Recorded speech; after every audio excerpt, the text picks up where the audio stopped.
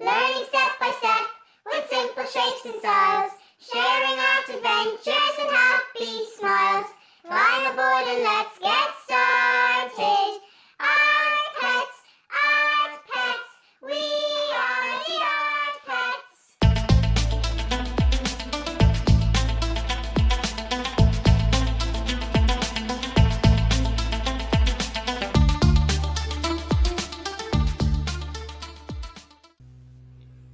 Hi, welcome back. In this video, I will show you how to use lights and darks to create more volume and depth in your painting and add more texture to Matilda. With my white and my red, as we did with the wash, except this time we're not going to thin it so much with water. We're going to try and use the paint a little bit more heavily, so to create more opaqueness. Or the wash was transparent, which means you could see through it, whereas opaqueness means you can't see through it, so it gets more weight and depth. So opaque paint helps to build a greater feeling of volume and depth, and that's also what our lights and darks will do. As you can see, there's a lot of light around the body and then some shadows. So we have lights, mediums and darks, and that's what we're going to start with. And if you remember, we added little bits of yellow the last time, and we may well do that again this time. So we're going to go with this, quite a bright colour, and as before, it's not about being neat and tidy. I think that's still too pink, so I'm going to add a little bit more white into that, and a tiniest touch of yellow. And we just build that in.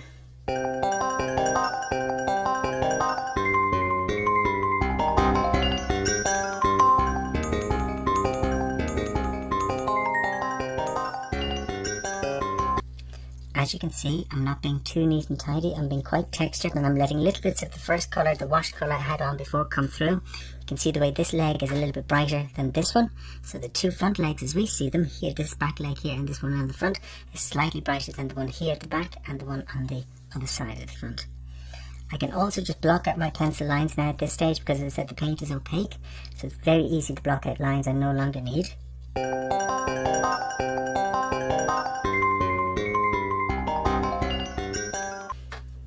I'm leaving the pink around the eyes. You can see the eyes, the shadows around the eyes are a little bit darker than the rest of the body, so we don't want to be too pale around there. If possible, it's always important, and if possible, to keep some of the previous colour to create depth, because if we just eliminate the first colours we put in, then we can oftentimes end up being too flat.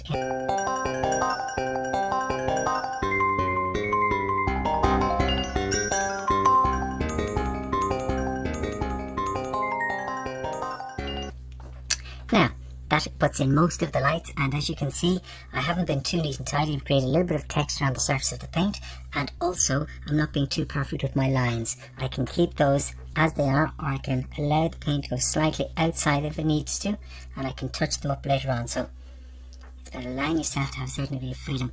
I think I'll be too narrow here on the leg, so I'm going to widen that out just a little on the front there, because this leg looks a little bit wider to me. Now I'm going to go a little bit darker, and we're going to go for the middle shadows now. So once more, adding some red and a little bit of yellow, almost like an orangey colour but slightly peachy. Touch more red and some white into that, and now I'm going to add a tiny trace of blue, because there's slightly violet or purpley tone off that, so just the tiniest trace.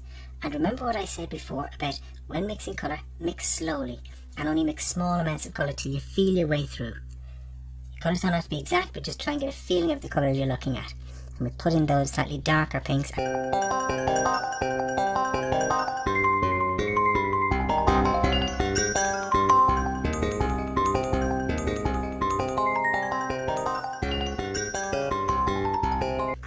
Now we just add in, you can see a few of the shadow spaces just around the head here, so we'll add in a little bit of those.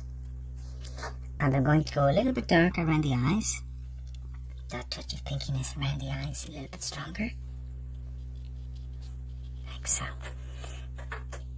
And of course, the front of the snout has that lovely, warm, shadowy pink. So we're going to add a little bit more red and make that stand out a little bit more.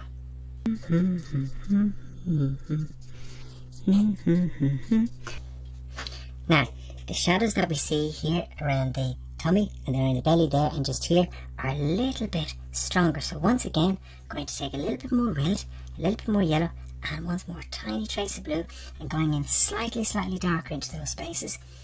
Not quite dark enough, so we'll add a little bit more.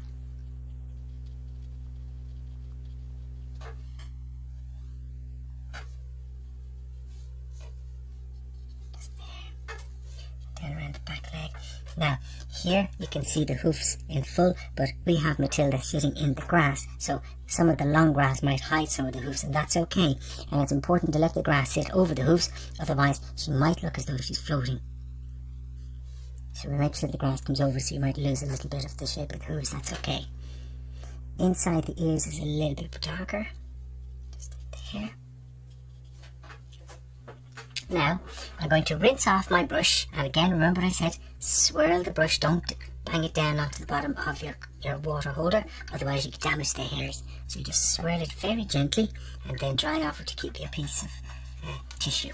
So we just dry off, make sure it's all cleaned out, and we're going to come back in, and we're going to use a little bit of blending just around these spaces. So once more back to the lighter pinks.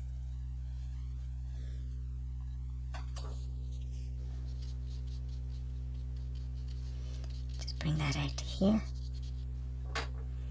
There's light on the front of the leg there.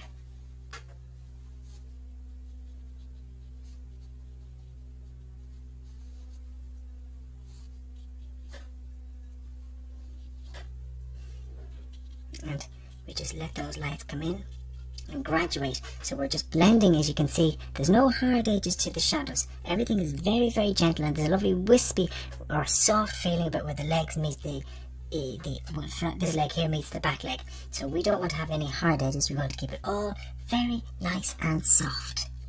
So just let those blend a little. So we're using the lighter pink just to blend these spaces a little bit.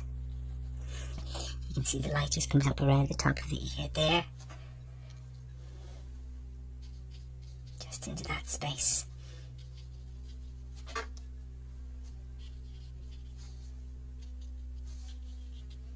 Now, remember this triangular shadow at the back? We put a little bit of that in when we were doing the shading with Captain Puppy Fluff. You saw that shadow there, so we're going to put a little bit of that just in here.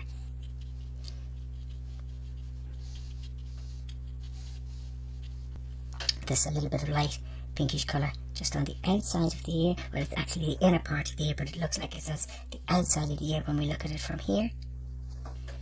I'm going to take a little bit of warm yellow, slightly orangey, with again a little bit of red, and there's just going to put that inside this space a little. Touch more red, I think. Too much red, so we just need to blend it down a little. And just graduating your colours to give a little bit more drama and a little bit more playfulness into what we have. So I'm going to take up my little detailing brush. As you can see, it's a much smaller brush, and I'm going to use that to paint the eyes and the nostrils. So we're going to mix up a slightly dark, slightly brownish colour. So with the blue, the red and the yellow. Remember when I told you in part 1 how we mix brown? That's right, red and green. So I'm mixing the green, and then I'm adding a little bit of red into it to make that slightly darker colour. That we'll use for the nostrils. So on the nostrils you can see there's just a little bit of darkness. We don't want to be too heavy, just to give the impression of the depth of the nostrils there and here. We don't see all of the one on the right hand side as we look at it, because this one is further away from us, so we're not able to see as much of that as we do with the nostril as we see on the left. It's the same with the eye. You can see that the one on the right as we look at it appears narrower than the one on the left, and as we said before, that is called perspective. And we'll take that same colour and we'll start to shape up where we have the eye, just there. And I know the colour needs to be a little bit darker, but for now I'm starting with a softer colour just to get this placement and the feeling of it, and then once I feel I've got that, I can darken it as I go along. It's almost like a diamond shape. Then we see the eye, a little bit of roundness into it there. Okay, that's very good. I'm going to have that dark colour. I'm going to put in the shadow between the hooves here, the cloven hooves as we said. We have 2 side by side, just there, and you can see it here on the front, a little bit there, and also a little bit there. Now, from there I'm going to mix that colour with some of the pink and make a paler, softer colour for that, and I'm going to use that for a little bit of shadow just inside the ear here, just into the depth of the ear. You can see we have a little bit of darkness. Once more, we don't see it quite so much on this ear because it's further away from us and we can't see into the ear. As we look down just around the mouth, we have a little happy smile.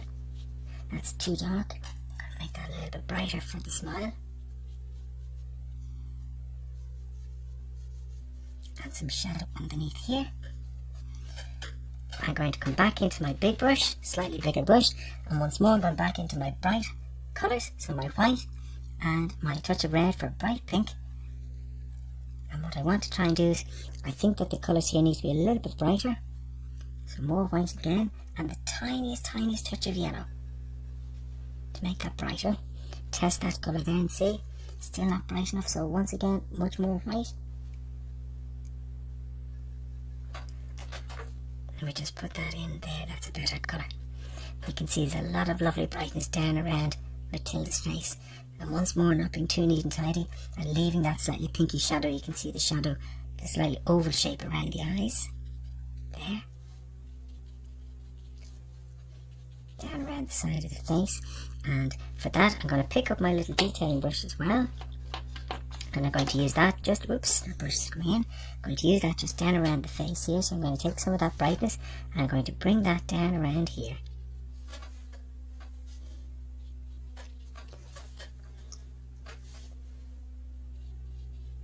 And use that. Just around that space. Very good. I like that. There's also a little bit of highlight around the outside of the ear. There. And a little bit coming up here. And if you need to get your highlights a bit brighter, don't be afraid to put the paint on with a little bit more heaviness. That's perfectly fine. And oftentimes it gives a little bit more drama and depth into the idea of the weight of the paint. While I have that, we'll put a little bit just underneath here and along the top of the snout there. Now there are some other little touches of pinkiness to go in on top of that, which we'll add in a few moments. There's a little bit of highlight just along the front of this leg here, just there, and also coming down along here. And of course, when we do more work with our background, we'll be able to see all of these with a little bit more ease. It'll stand out more easily for us. And you can see all these lovely fluffy white bits here, there. And we'll put those in there, like so. Along there. And out on the outside of this inner leg, there's a little bit of soft highlight, and also on the back of that inner leg there. Now, I'll put that down for a moment, and I'll go back to my big one once more, and add some of those highlights along the back. You can see this nice brightness, and I'm shaping the lights down around the rounding of the back, where it's just, you can see the belly and you get that feeling of oval shaping in on Matilda, and we're trying to show that.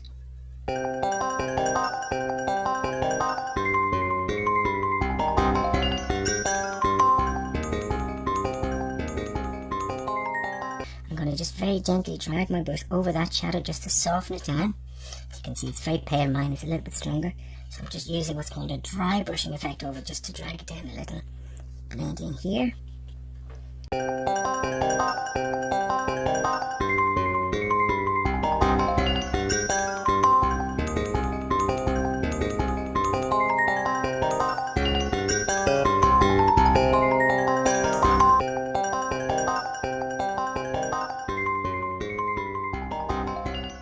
So now, I'm going to leave Matilda alone for a moment, and I'm going to let those colours and that paint that I've put on her so far just dry out a little.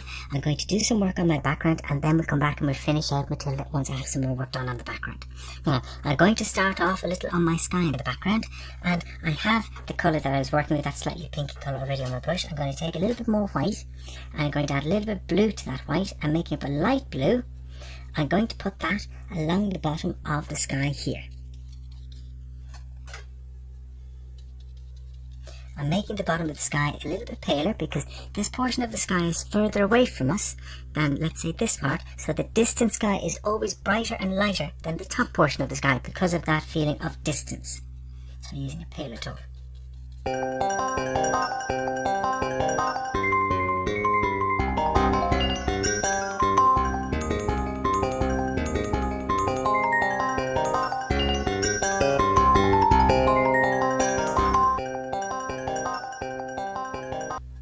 And now just blend that in, so the lighter tone at the bottom and the darker tone at the top, which is very gently blend them in to give a little bit of graduation. You can see the clouds that I painted in last week are still there, and I'll put a few soft little highlights onto those.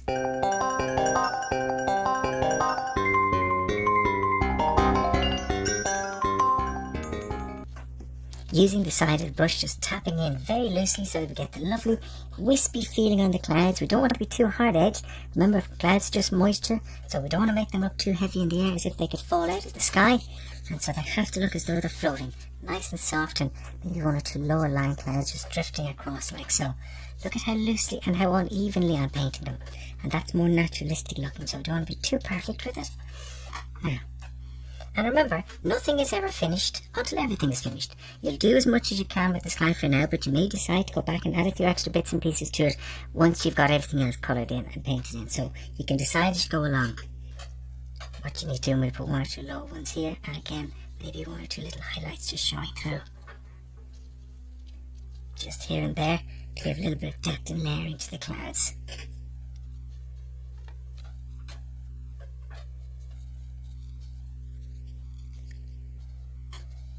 Now, from there, as you can see, we have the sky done in. We'll just leave that like that. I'm now going to come down and I'm going to do a little bit of work on my trees and bushes in the background. You can see that the sunlight is coming from the left hand side, which means that the left hand side will have the highlights and the right hand side will have the dark shadows. So I'm going to start with my highlights. I'm going to take some yellow with the white that I have just used for the sky and the blue, make up a nice light green, and once again just tapping in loosely.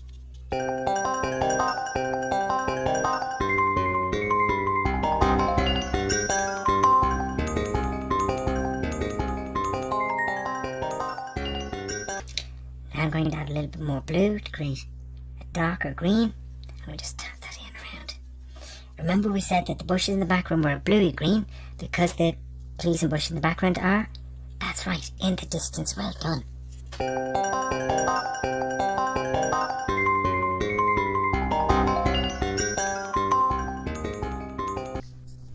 Oh, it's great fun to paint. It's one of my favourite things to do.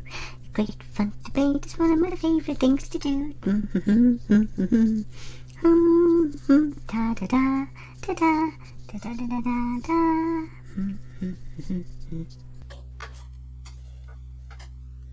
Now I'm going to add a little bit of red with my blue, making quite a dark green and a touch of yellow. We'll just put in one or two dots of that here and there.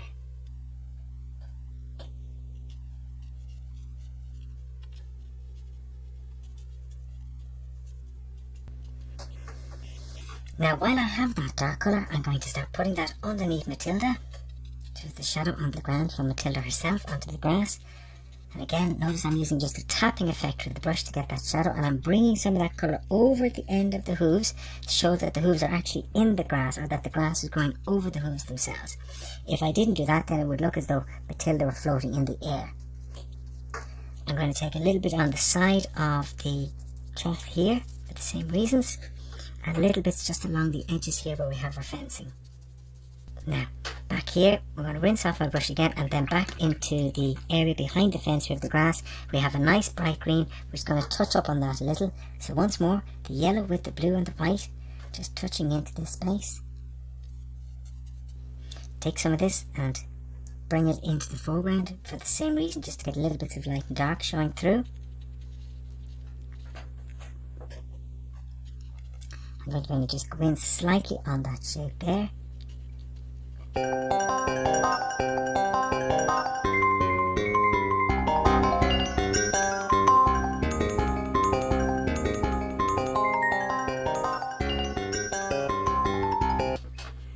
Now I'm going to rinse off my bigger brush for a moment.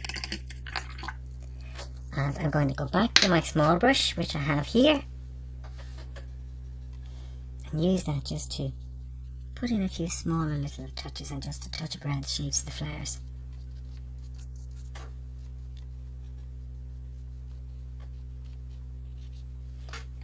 Rinse off again, dry off, and I'm going to go to my slightly darker colour green.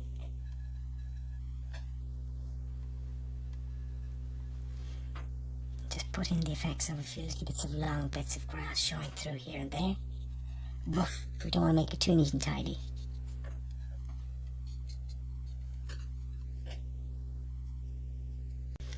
This just helps create a little bit of texture onto the surface of the grass. But of course, Matilda is rolling around the grass and walking around the grass, and of course that breaks up the space. So it doesn't have to be too perfect. You might have little bits of brown and ochre colouring, sandy colour, where you have the soil showing through. So we're going to mix up a little bit of that. So once again, slightly browny colour. So the red, the yellow and the blue, the three colours. Just going to put in little bits of that here and there. While I have that, I'm going to mix up a dark brown, once more blue, red and yellow.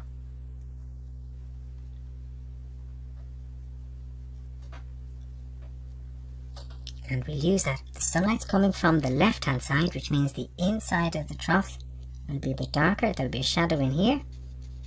This end of the trough will also be in shadow. And there'll be a little bit of shadow cast across that way.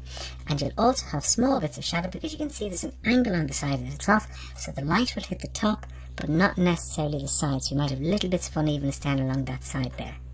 Where else might we have shadow with brown, dark shadow? That's right, on the opposite side of the fence. So if you look, you can see just down on this side here, we'll have a little bit of darkness there, there, and there. And the same on all of them.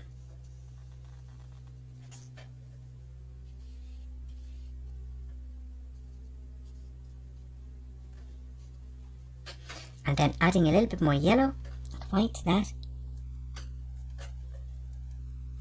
will make the light.